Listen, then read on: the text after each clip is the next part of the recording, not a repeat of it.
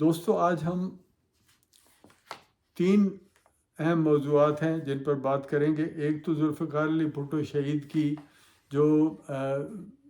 عدالتی قتل کا واقعہ ہے، جو 45 سال پہلے پاکستان کی تاریخ کا سب سے تاریک واقعہ ہے، اس پر عدالت نے ایک مختصر آرڈر دے دیا ہے۔ تفصیلی آرڈر دیکھنے کے بعد مزید بات ہوگی، لیکن یہ جو مختصر فیصلہ ہے اس میں یہ خوش آئند بات ہے کہ عدالت نے اپنے غلط جو تاریخ کی غلطیاں ہیں ان میں سے ایک غلطی کو ریوزٹ کیا ہے۔ ریوزٹ کرنا گرچہ یہ انہوں نے اپنے طور پر کیا ہوتا، سو موٹو کسی نے لیا ہوتا اور عدالت اس طرح کا کام کرنے میں کامیاب ہوتی تو اور بھی بڑی بات ہوتی، لیکن اتنی دیر سے جو پیٹیشن پڑی تھی اس پیٹیشن پر انہوں نے کچھ کیا ہے اور بچا کے رستہ، اور جتنا اس سے بہتر میرا خیال ہے اس سے زیادہ اور کرنا ان کے لیے ممکن نہیں تھا کہ جو انہوں نے کہا کہ ذوالفقار علی بھٹو کو اپنی صفائی کے لیے پورا موقع نہیں دیا گیا۔ چلیں، اتنی بڑی مہربانی ہے کہ آپ یہ کہیں کہ صفائی کا موقع نہیں دیا گیا، لیکن ساتھ دیکھیں عدالت کیا کرے گی۔ عدالت کے بہترین لوگ بھی بیٹھے ہوں تو جب اعتزاز احسن جیسے اپنے ہی ساتھی جنہوں نے ساری دنیا کے معمولی آدمی ہے، اعتزاز احسن ہماری طرح کا ایک عام آدمی ہے نا، ایک وکیل ہے، بہت زیادہ کوئی بہت اعلیٰ درجے کا انٹلیکٹ نہیں ہے، معمولی نارمل میڈیاکر ذہانت کا آدمی ہے۔ وہ آئین رٹ کے اس نے 2-4 کیس، وہ بھی اس پریسٹیج کی وجہ سے جو ذوالفقار علی بھٹو کے ساتھ لگنے کی وجہ سے اس کو ملی تھی، جو پھر بے نظیر کا بھی اس نے بے نظیر کے دور میں وزارت لے کے بھی اس نے فائدے اٹھائے۔ اس نے آ کے آج چوٹ ماری بھٹو کو، پھر وہ جو چھوڑ گیا تھا ذوالفقار علی بھٹو کی شہادت سے پہلے چھوڑ گیا تھا،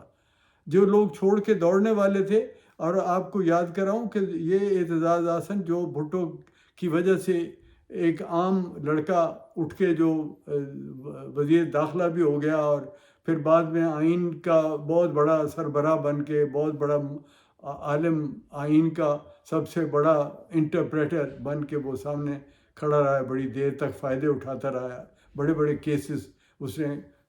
دولت کمائی ہے اس وکالت سے۔ آج وہ یہ کہنے آ گیا عدالت میں کہ اس نے تو معافی مانگی تھی، اس نے تو پٹیشن کی تھی کہ مجھے معاف کر دیا جائے، جس پر عدالت نے اس کو کہا کہ کیا کہنا چاہتے ہو۔ اور یہ وہ باتیں ہیں جس سے ہمیں اپنا قومی کریکٹر کی سمجھ آتی ہے۔ یعنی آپ دیکھیں، یہ وہ ایک چھوٹی سی بات ہے لیکن اس سے کتنے سبق ہیں کہ آپ اپنے اس لیڈر کو جس کی وجہ سے آپ بنے ہیں، جس کی وجہ سے آپ کو سارا کچھ عزت، شہرت، دولت، مرتبے سب ملے ہیں، اسے آپ اس کی کمزوری کا وقت آتے ہی چھوڑ جاتے ہو اور پھر اس کے بعد اس کا دیا ہوا کھاتے ہو، ساری عمر اس کی وجہ سے جو کمایا ہے وہ کھاتے ہو، اور پھر جب اس کی بریت کا وقت آتا ہے، کیونکہ وکیل تو یہ نہیں تھا، یہ ذوالفقار علی بھٹو کے وکالت کے پینل میں نہیں تھا، وہ وکیل جیسے بھی تھے، اچھے تھے، برے تھے، ظاہر ہے بہت ساری باتیں ہیں، لیکن یہ نہیں تھا، اعتزاز احسن صاحب نہیں تھے اس میں۔ مگر یہ اعتزاز احسن صاحب کو آج بلا وجہ ان کو کسی نے وکیل بھی نہیں کیا ہوا، پیپلز پارٹی نے ان کو نکال دیا ہوا ہے، جس طرح سے انہوں نے پارٹی کے ساتھ ان دنوں میں بھی وہ کیا ہے۔ بہرحال انہوں نے پھر یہ چوٹ لگانے کی کوشش کی کہ بھٹو نے تو اعتراف کیا تھا، تو جب کوئی معافی مانگتا ہے تو اعتراف ہوتا ہے نا، تو پھر عدالت نے جان چھڑائی ہماری یعنی ان لوگوں کی جو ذوالفقار علی بھٹو کو جانتے ہیں کہ اس نے معافی مانگنی ہوتی تو ضیاء کے ساتھ کمپرومائز کرنے میں دیر نہیں تھی۔ میں نے جب بھٹو صاحب سے پوچھا عدالت میں کہ آپ کیوں نہیں کمپرومائز کر لیتے، تو یہ وہ دن ہے جس دن مارک ٹیلی بھی آیا ہوا تھا، اور جس دن ملا Mushtaq chief justice Lahore high court نے ذوالفقار علی بھٹو کو کہا، اس کو سپرنٹینڈنٹ پولیس کو کہا کہ اس شخص کو باہر لے جاؤ اور جب اس کا دماغ ٹھیک کر لو تو پھر میرے پاس لاؤ، کیونکہ بھٹو نے صرف یہ کہا تھا کہ ڈیم اٹ اس معاملے کو ختم کرو، جو کرنا ہے کرو۔ اور ڈیوڈ کے اوپر عدالت کو اتنی توہین ہوئی، اتنا وہ ملا مشتاق، وہ جس کا کریکٹر ہم سب جانتے ہیں، بہت لوگ جانتے ہیں، اور وہ آدمی، معمولی لوگ کس طرح سے دم پر کھڑے ہو جاتے ہیں جب ان کو ایک وہ جو بڑے کہیں پیچھے سے کسی بڑی طاقت کی شے ہوتی ہے نا، بڑی طاقت کیا، ضیاء الحق کیا بڑی طاقت تھا، لیکن ضیاء الحق اس آرمی کا سربراہ جس کے بہت سارے لوگ اس کے ساتھ موقع پرست اکٹھے ہوئے جو چاہتے تھے کہ پاکستان میں جو یہ کر رہا ہے اس میں امریکہ سے اس کا اختلاف ہے تو فائدہ کیوں نہ اٹھایا جائے، تو انہوں نے امریکہ کے ساتھ مل کے اس کو بھٹو کو جان چھڑانے کا کام کیا، بھٹو سے جان چھڑائی اپنے فائدوں کے لیے، اور نہ ان کو معلوم بھی نہیں تھا غالباً کہ امریکہ کے مفادات کیا ہیں۔ بہرحال ان لوگوں کی وہ جو قوت تھی وہ پیچھے تھی ملا مشتاق کے، تو اس نے وہ حرکت کی تھی۔ تو اس دن ہم نے مارک ٹیلی سے بھٹو صاحب کی بعد میں بات ہوئی، مجھے انہوں نے بلایا تھا کیونکہ میں نے ان کے وہ نصرت بھٹو کا جو آخری جلسہ تھا جو اس وقت الیکشن کا اعلان ہوا تھا 90 ڈیز کے اندر جو ہونا تھا، تو وہ 90 ڈیز والے الیکشن کا آخری دن تھا، وہ جو جلسہ لاہور میں ناصر باغ میں تھا، تو اس کے سٹیج کی چونکہ تعمیر اور اس کو انتظامات کی ذمہ داری میری تھی، تو میں چونکہ پارٹی سے ہٹ گیا ہوا تھا اور میں نصرت بھٹو اور وہ اس جلسے کے لیے میں نے دوبارہ والنٹیئر کیا تھا، تو بھٹو صاحب کو حیرت بھی ہوئی، انہوں نے ہمارے وہ دوستوں کے ذریعے پیغام بھیجا کہ عدالت میں اسے کہو کہ آئے مجھے ملے، تو میں ملنے گیا تو وہاں بھٹو صاحب سے میں نے ریکویسٹ کی، ایک سائڈ پہ ہم کھڑے تھے، میں نے کہا بھٹو صاحب آپ اس قوم کے لیے بہت بڑی آپ ایسٹ ہو، تو آپ کمپرومائز کر کے، تو وقت ہے، پالیٹکس ہے، آپ نکل جائیں یا کر لیں کوئی کمپرومائز کر لیں، تو آپ کی جان کو جو خطرہ ہے اس کو ہٹائیں۔ تو مجھے بھٹو صاحب نے کہا کہ دیکھو اگر وہ تو مجھے کہتا ہے کہ میں تمہیں وزیر اعظم بناتا ہوں، تم مجھے صدر مان لو اور میں تمہیں الیکٹ کرواتا ہوں، میں تمہیں پرائم منسٹر بنا کے رکھوں گا، لیکن تم یہ لکھ دو کہ تم نے یہ کیا اور مجھے ایکسیپٹ کر لو۔ تو میں نے اس کو کہا ہے، بھٹو صاحب کہہ رہے ہیں کہ میں نے اس کو کہا ہے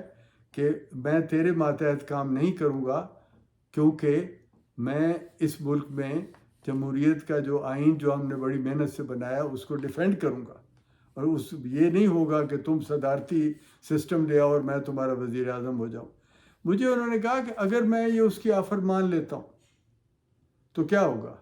وہ مجھے وزیر اعظم بنا کے کسی جلسے میں گولی مروا دے گا، اور تمہارا، یعنی وہ کہہ رہے ہیں کہ جو پیچھے رہ گئے میرے مرنے کے بعد جو لوگ ہو گئے، تمہارا کیس کتنا کمزور ہو جائے گا جب لوگ کہیں گے کہ کون سا لیڈر تھا جس کی یہ پارٹی ہے، جس نے اپنی جان بچانے کے لیے اس کے تلوے بوٹ چاٹ لیے اور اس کی حکومت کا وزیر اعظم بن گیا، اور وہ دیکھو کسی اور دل جلے نے اس کو گولی مار دی، تو کیا بنے گا تمہارا؟ آج میں مر جاؤں گا تو تمہارا کیس ہوگا، تم بعد میں بھی لڑو گے اسی جمہوریت کے لیے۔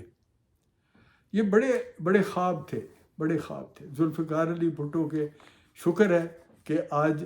ایک تسلیم کیا عدالت نے کہ غلط ہوا تھا،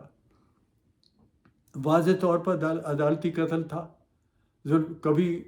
اتنے بودے اور واہیات کیس میں کبھی کسی کو سزائے موت ہوتی ہے، اور یہ پہلا بڑا آدمی تھا جسے ایک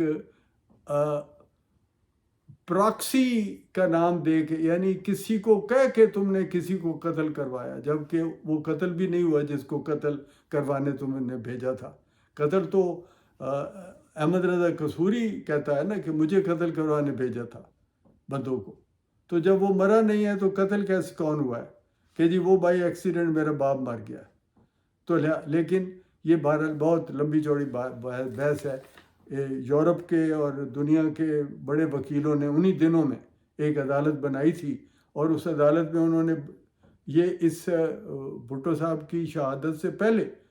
جب بھٹو صاحب کے اوپر یہ فیصلے آ رہے تھے تو ایک عدالت انہوں نے بنائی،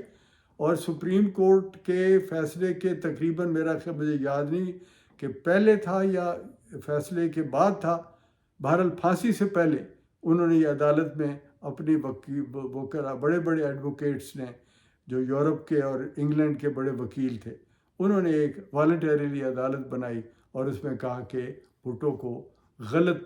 سزائے موت دی گئی، بھٹو بری ہے۔ اور ایک ابھی یہ بڑا معاملہ کبھی اٹھایا نہیں جاتا، لیکن میں آپ لوگوں کی ایک یادداشت کو دوبارہ بحال کرنے کے لیے بات کہوں کہ یاد کریں، یا جن لوگوں کو یاد ہے، جن کو نہیں، یہ بات بہت امپورٹنٹ ہے۔ ان دنوں میں جو سپریم کورٹ کے جج تھے وہ 9 تھے۔ ان 9 ججوں میں سے 2 جج ضیاء الحق نے ایک ایک کر کے ایک کو ریٹائر کر دیا، ایک کو مینٹل النس کے بنیاد پر نکال دیا۔ وہ وحید الدین غالباً ایک جج تھے، ایک جج صفدر تھے، میں جہاں تک اگر نام میں بھول نہیں رہا، لیکن یہ 2 جج جو تھے یہ بھٹو صاحب کے سپریم کورٹ کے اپیل کے ہونے سے فیصلے سے پہلے نکال دیے گئے۔ اب رہ گئے پیچھے 7۔ وہ یہ 7 جج تھے جن میں سے پھر بھی پوری کوششوں کے باوجود 3 ججز نے لکھا کہ بھٹو بے قصور ہے، بھٹو پہ کیس ثابت نہیں ہوتا، اور 3 نے لکھا کہ وہ جو نیچے کی لاہور ہائی کورٹ کا فیصلہ ہے وہ ٹھیک ہے۔ اب رہ گیا تھا جسٹس انوار الحق، جس کا جو ٹریڈیشن ہے جوڈیشری کی، دنیا بھر میں انصاف کا ایک بنیادی اصول ہے کہ اگر شک پڑ گیا ہے، ایک عدالت ہاف ڈیوائیڈ ہو گئی ہے، تو چیف جسٹس کا مورل رسپانسبلٹی ہے کہ وہ ایکویٹل کی طرف، معافی کی طرف جائے، وہ مجرم قرار دینے کی طرف نہ جائے۔ اور انہوں نے انوار الحق نے، جو کہ ادروائز بہتر آدمی تھا، پڑھا لکھا آدمی تھا، صاحب ذوق تھا، اللہ معاف کرنے والا ہے، پتہ نہیں کیا ان لوگوں کا مقدر ہے، لیکن اس آدمی نے صرف اپنے ذاتی مفادات کے لیے کہ وہ ضیاء کو راضی کرنا تھا، اس نے ٹریڈیشنز توڑی اور ووٹ 3 کے ساتھ دے دیا، اور بائی میجارٹی ذوالفقار علی بھٹو کی اپیل مسترد ہو گئی، اینڈ ہی واز اس کی جو موت کی سزا بحال رکھی۔ اب یہ ٹریجڈیز ہیں، اور یہ ایک اچھی بات ہے کہ چلیں اس کو ریوزٹ کیا ہے عدالت نے۔ میں بلاول صاحب بیچارے، ظاہر ہے بیٹی کے بیٹے کا بھی وہ اپنے نانا کے ساتھ بے پناہ عقیدت ہم لوگوں کو آج تک ہے، لاکھوں کروڑوں لوگوں کو آج تک اس کے ساتھ بہت بڑی ایموشنل اٹیچمنٹ ہے ذوالفقار علی بھٹو کے ساتھ۔ تو اپنی اولاد کو کیوں نہیں ہوگی؟ وہ اسے میں نے روتے دیکھا تو میں نے کہا کہ دیکھیں اس وقت تو بہت بڑی خلقت روئی تھی یار، جس طرح اس کو پھانسی دی گئی۔ کیوں روئے تھے ہم کہتے تھے کہ یہ ٹھیک ہے، ذوالفقار علی بھٹو کی غلطیوں کی وجہ سے وہ مارا گیا، لیکن قوم ماری گئی۔ یہ قوم جس راستے پہ یہ قوم چل پڑی، یعنی جرنیلوں نے جس راستے پہ اس قوم کو چلا دیا، وہ تباہی کا راستہ ہے۔ اس وقت آگے تو ترکی کا ایک وفد آیا تھا، انہوں نے ضیاء الحق کو کہا کہ یہ نہ کرو، ہم نے عدنان مندرس کو مارا تھا، میں نام بھول رہا ہوں، جو ترکی کے وزیر اعظم تھے، ان کو پھانسی کی سزا آرمی نے دی تھی، تو انہوں نے کہا کہ وہ ہم نے جو سزا دی تھی اس کے زخم آج تک ہم نہیں بھولے، آج تک وہ زخم رستے ہیں، قوم آج تک اس کا دکھ سہ رہی ہے، ایسا نہ کرو، یہ زخم بھرتے نہیں ہیں اس طرح کے۔ لیکن ضیاء الحق مسکرایا اور اس نے اپنی وہ جعلی مونچھوں کو تاؤ دیا اور کہا کہ نہیں، ہم تو کریں گے، اور وہ ساتھ وہ کوئی آیت بھی پڑھی ہوگی اس نے۔ بہرحال یہ تھا جو ایک بڑا آج کا موضوع تھا۔ دوسرا، supreme court of United States نے بھی ایک بہت بڑا فیصلہ کیا ہے۔ لیکن یہ چونکہ سپریم کورٹس کے فیصلوں کی بات ہو رہی تو اس لیے میں نے اس کو ساتھ میں لایا. وہ فیصلہ جو ٹرمپ اور موجودہ حکومت کے درمیان جو ایک ٹسل ہے، ٹرمپ دوبارہ انتخابات کے لیے تیار ہو رہے ہیں، تو ٹرمپ کو بھی ایک لوکل ریاست کی عدالت نے بیلٹ سے نکال دیا تھا کہ اس کو الیکشن لڑنے کی اجازت نہیں ہے کیونکہ فلاں فلاں کیس اس پہ ثابت ہو گیا ہوا ہے. ثابت بھی نہیں ابھی ہوا، لیکن انہوں نے لوکل لیول پہ ثابت کر کے، جیسے ملا مشتاق نے ہائی کورٹ میں وہ کر دیا تھا کہ یہ مجرم ہے اور اسے پھانسی، تو اسی طرح انہوں نے ایک لوکل عدالت میں بھٹو پر ملک کے خلاف بغاوت کا کیس بنا کے تو وہاں سزا سنا دی تھی، یعنی کنوکٹ کر دیا، مجرم ہے، اس نے یہ کیا ہے، لہٰذا فیصلہ دے دیا کہ یہ بیلٹ پر نہیں ہوگا. وہ سپریم کورٹ میں کیس آیا ہے اور 9 کے 9 ججز نے، جو کہ امریکہ کی ہسٹری میں کم ہوتا ہے اس طرح، لیکن بہت دفعہ ہوا ہے، یہ فیصلہ متفقہ 9 ججز نے کیا کہ وہ بیلٹ سے کسی امیدوار کو نہیں ہٹایا جا سکتا. یہ پاکستان کے لیے بھی عبرت کی بات ہے کہ جن قوموں کو راضی کرنے کے لیے ہم کرتے ہیں، ان قوموں کا اپنا دستور اور قانون کس طرح خوبصورتی سے فیصلے کرتا ہے. یہ فیصلہ دیا گیا کہ کسی کو کسی لوکل عدالت کی بنیاد پر یا کسی مفروضے پر آپ الیکشن سے محروم نہیں کر سکتے، کیونکہ یہ اس کا رائٹ ہے کہ وہ لوگوں کی رائے معلوم کر کے، اگر لوگوں کی رائے سے آنا چاہتا ہے تو آئے، وہ سربراہ بنے، وہ جس عہدے کے لیے، اور خاص طور پہ صدر یا جو سربراہ مملکت ہے، اس کا عہدہ اتنا امپورٹنٹ ہے کہ اس میں ایک لوکل عدالت کے فیصلے سے بالکل بات نہیں ہو سکتی. چنانچہ اس کو ڈونلڈ ٹرمپ کو الیکشن لڑنے کی آزادی ہے. پھر اس کے بعد اب کل رات ان کے جو لوکل پرائمریز ہوتی ہیں، ان میں جو ٹرمپ کو اپنی پارٹی نے بہت بڑی اکثریت سے،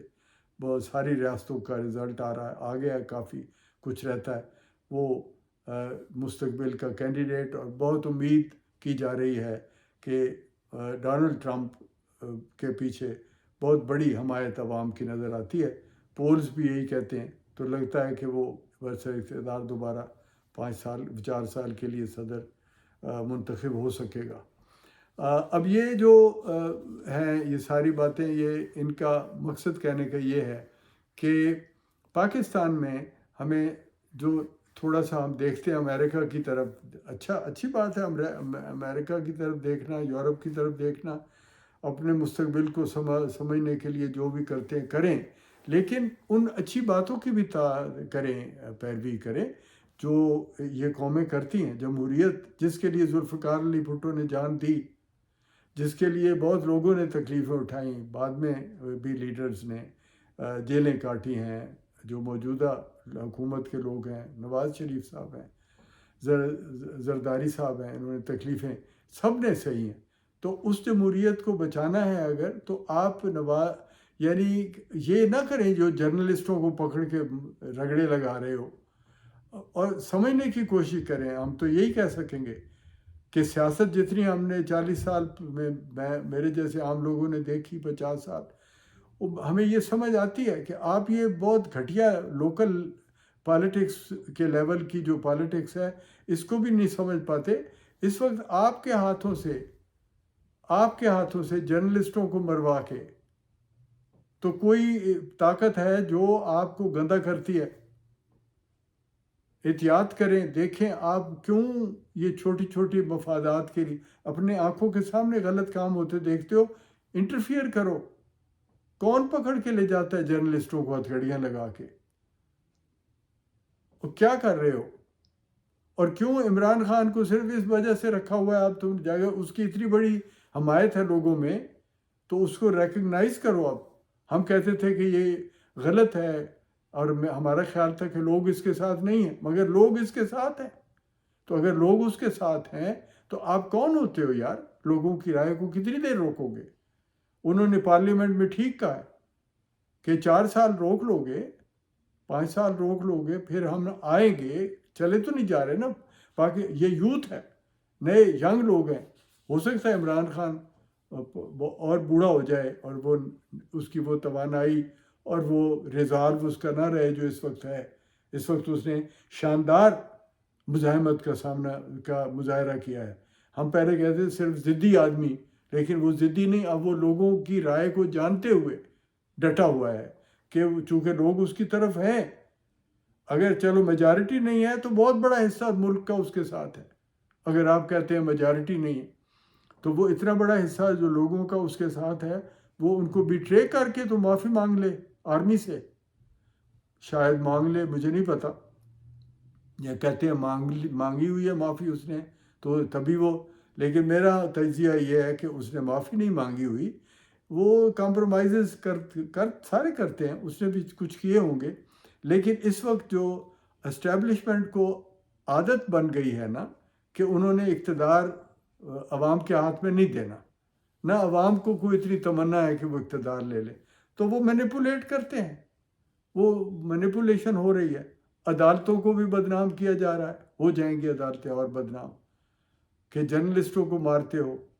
جھوٹے کیس بناتے ہو، جھوٹے کیسز میں لوگوں کو سزائیں دیتے ہو. کوشش ہمیں کرنی چاہیے کہ یہ پٹ فالز ہیں ان سے نکلے. آج کے لیے اتنا. خدا حافظ.